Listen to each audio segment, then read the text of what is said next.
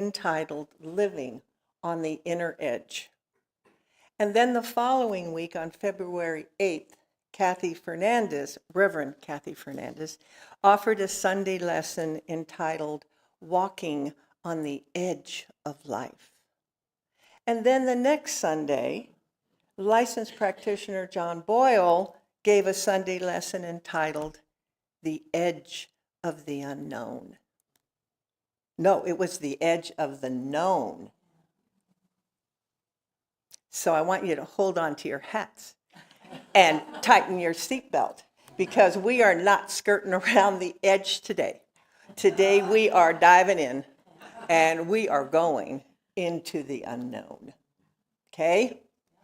And you know, many of us are a little uncomfortable with that. There's something within each of us that longs for certainty.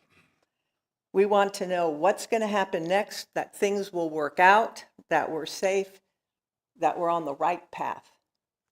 And yet, you know, life doesn't really offer us that kind of certainty. Instead, life invites us over and over again into the unknown. And if we're honest, most of us don't like that invitation very much.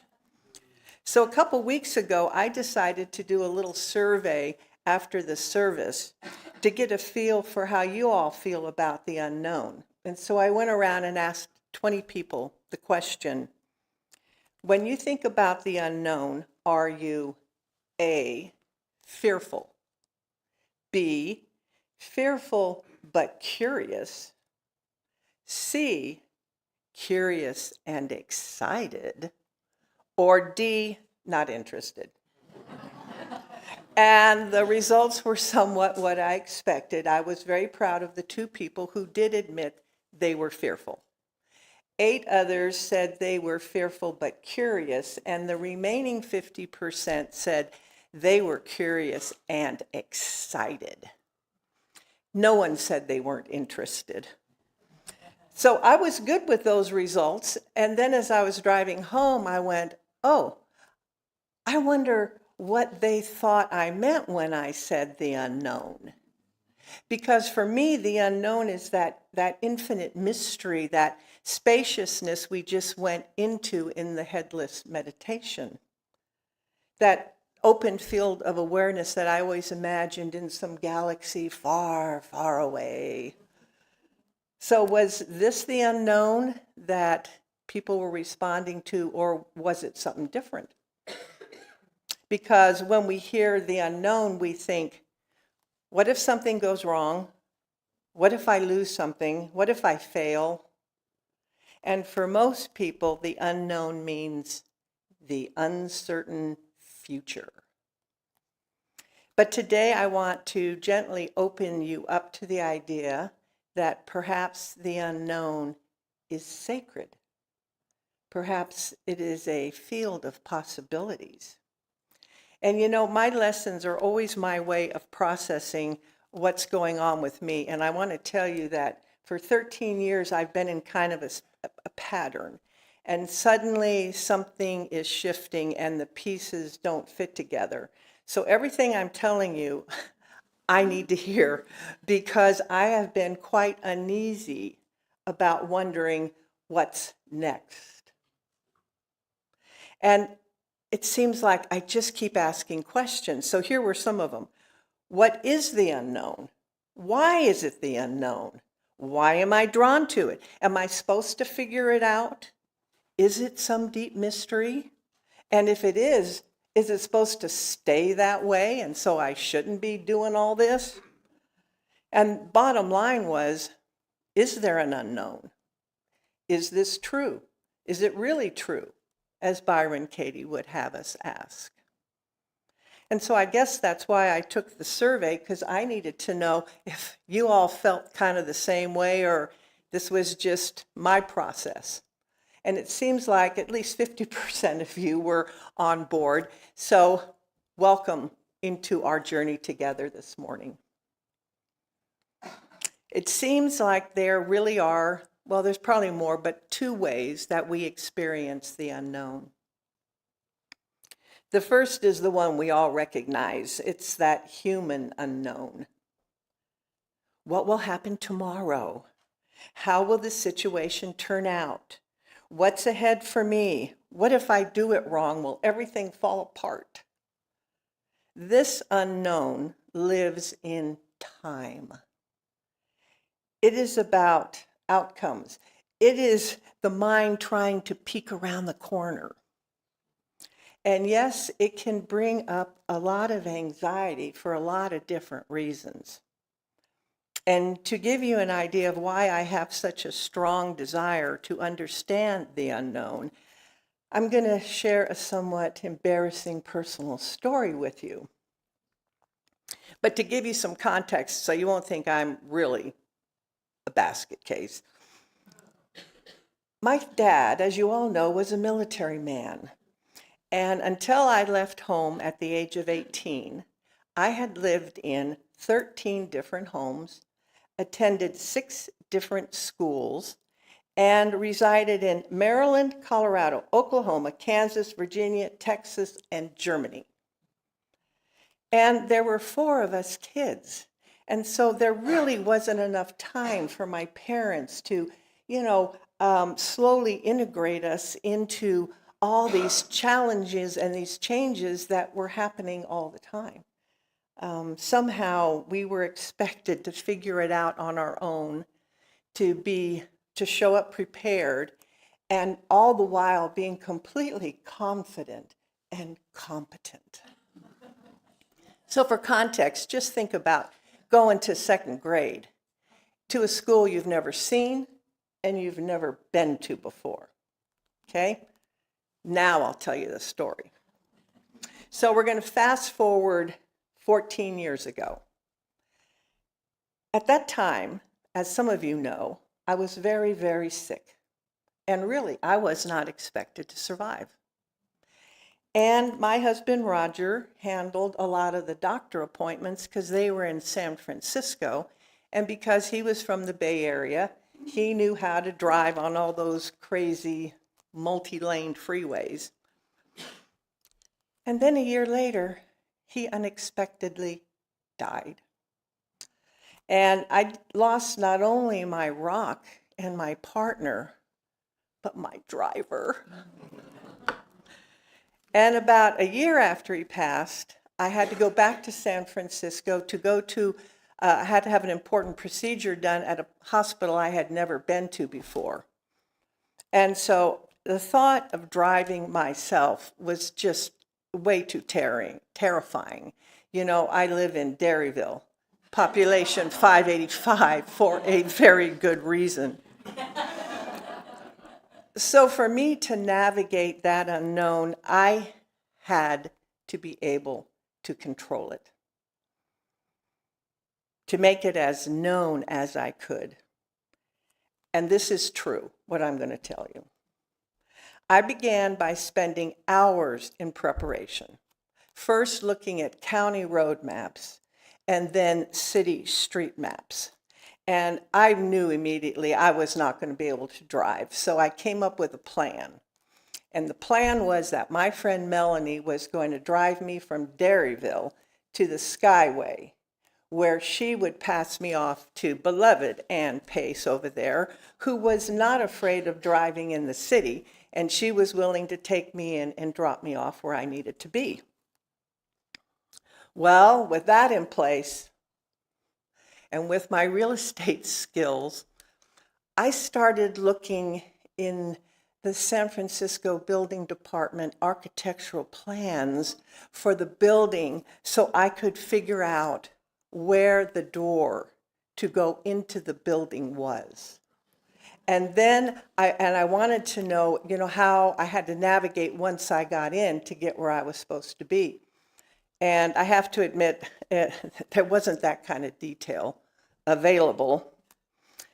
So in desperation, the night before we were supposed to go, I called the department where I was supposed to be, not expecting anyone to answer, but this nice voice answered the phone. And she immediately sensed my desperation, and she listened to me. I told her I needed to know exactly. It's still that hard. I needed to know exactly where to go in order to be able to show up. So, to the best of my recollection, this is how it went, and I took notes. When you get off the bridge, look for Gary Street. You're going to go down there till you see Sutter. Turn to the right. When you turn to the right, immediately look to your left, because the first building with the turquoise awning is the door you need to enter. Now, once you enter that door, you're going to go immediately to your right, because that's where the elevators are. And the elevator, you're going to go up to the 11th floor. And when you get to the 11th floor, you're going to get out and you're going to turn to your right and go down that hall. You're going to pass one corridor, the next one, you're going to go down that corridor, keep going, and you're going to see a desk, and I will be there waiting for you. And she said, it's okay. Not knowing where to go can be scary. And that is true, and that was my experience of trying to strategize the human unknown. So now let's look at another unknown, the one I prefer. It's a much deeper one. And this is not about what will happen. This is about understanding what is. What is before we name it, before we define it, before we try to control it. This is the mystery, that vast presence that Ernest Holmes called the invisible. This unknown is not in the future. It has nothing to do with time. It is here, now, everywhere, all at once. It is the quantum field. This unknown isn't about what will happen. It's about what is before it happens, before we try to define it. And it lives beyond time. It's not future, it's depth. So now I have another question that came up. Is there a relationship between these two unknowns? A connection between them, between the uncertainty of tomorrow and the mystery of being itself? And the answer is yes, and it's a pretty profound one. The unknown future is the doorway into the unknown presence. I'm going to say it again. The unknown future is the doorway into the unknown presence. When we don't know what will happen, the mind reacts. It wants answers, control, and guarantees. It tries to predict, to manage, to secure an outcome. And even as I worked so hard to try to control that hospital situation, I realized that over and over again, life was not cooperating with me. It kept bringing new unknowns. And maybe that's not a flaw. Maybe that's the design. Because every moment of uncertainty gives us a choice. Over and over again until we get it. Will we contract into fear, or will we open into trust? And what if the unknown is not even asking you to figure it out? What if it doesn't need you to read 584 books on the subject, attend 57 workshops, and go to your therapist for 5 years trying to figure out how you can control your life? What if, not a personal story, what if it's simply asking you to enter it, to stand in a place where you don't have the answers. You don't need the answers, where you can let something deeper begin to emerge. And as we learned from Mark Nepo in our book of the month, The 7,000 Ways to Listen, what if you just listened?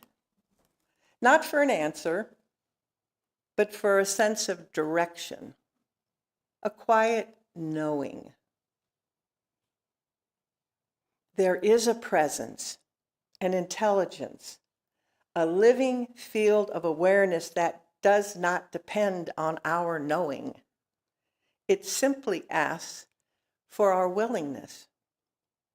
We all know Rumi's favorite quote, out beyond ideas of wrongdoing and right doing, that human world of duality, there is a field. I'll meet you there. In science of mind, we might say it this way.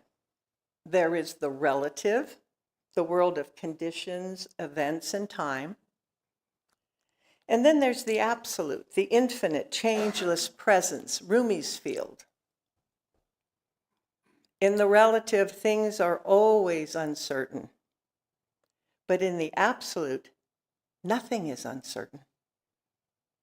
The introduction to A Course in Miracles says, nothing real can be threatened. Nothing unreal exists. Herein lies the peace of God. This is the absolute Holmes speaks about. So when we feel the anxiety of, I don't know what will happen, we're being invited to shift from identifying with the one who needs to know, that I know very well, to resting as the one who simply is. In my talks, it seems like I always have a bit of wisdom to share with you from the movies. And so today, it's another one of them. It's in my top 10, Frozen 2. There's a moment in the film where Elsa hears a voice.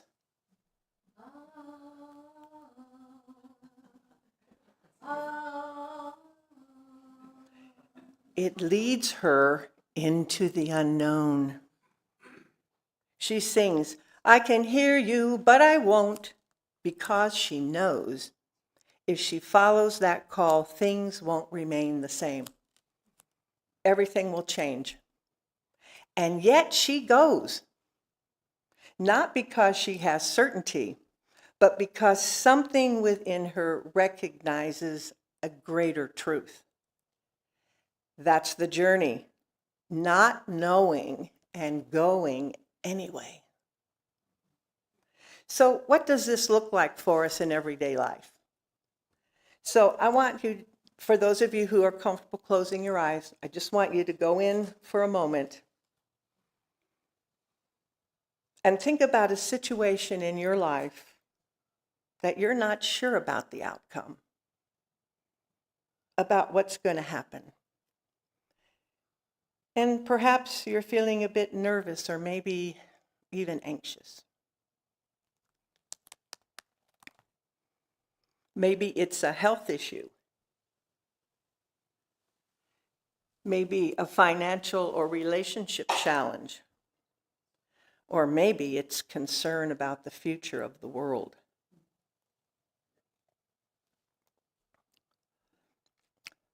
Instead of analyzing and tried figuring out a strategy, let yourself feel how it feels to not know. To not know what could happen. Instead of feeling afraid, what if you relaxed into not knowing and letting that be okay? And what if you replaced fear with curiosity?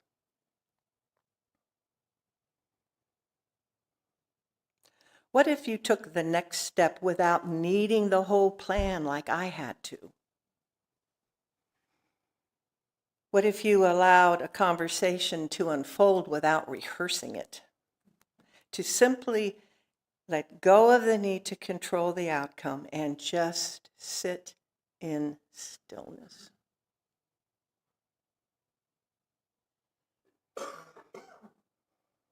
How does that feel? Can you just let it be? Trusting that everything is unfolding the way it needs to? Knowing it's always for our greatest good? Isn't that what science of mind teaches us?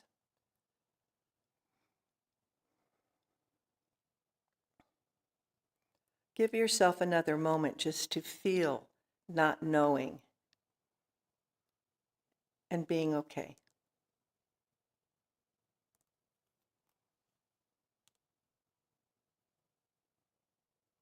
Now, open your eyes.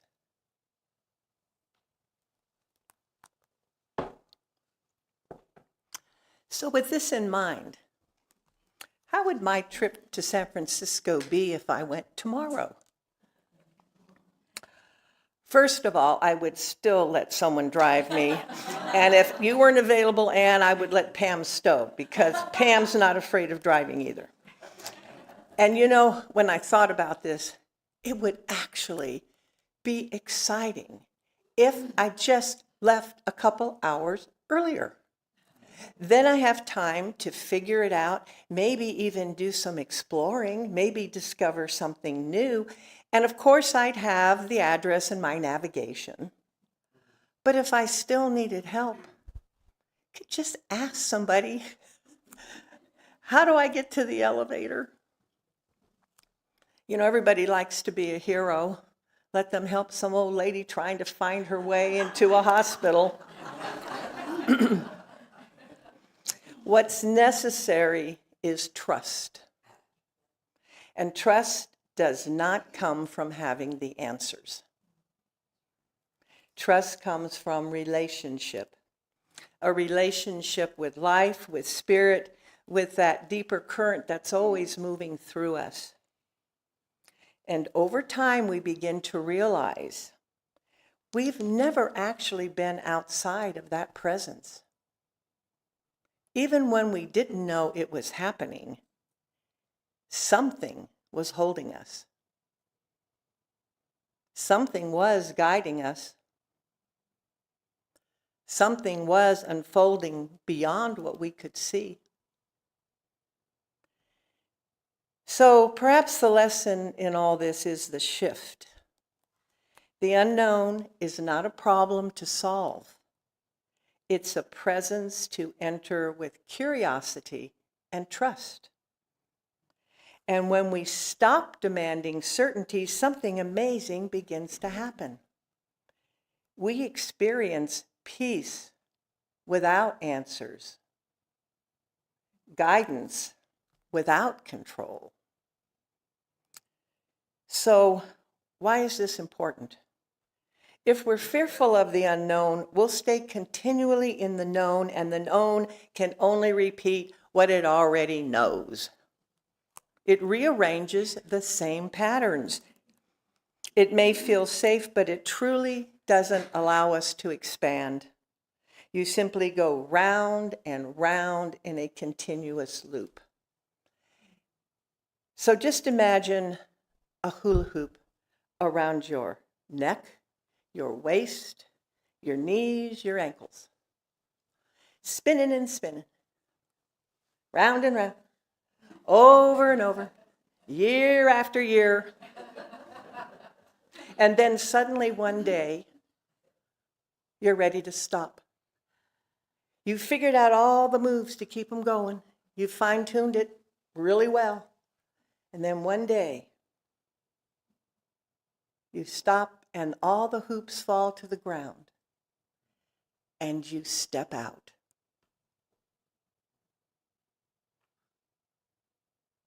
You've stepped out of repeating the past. That first step is the beginning of change. And every change has to start with not knowing. With an, I don't know. Because if you know, It's not the new. The unknown stretches our capacity to trust, to feel, and expand. If you only live in what you already know, you never meet what life is trying to become through you.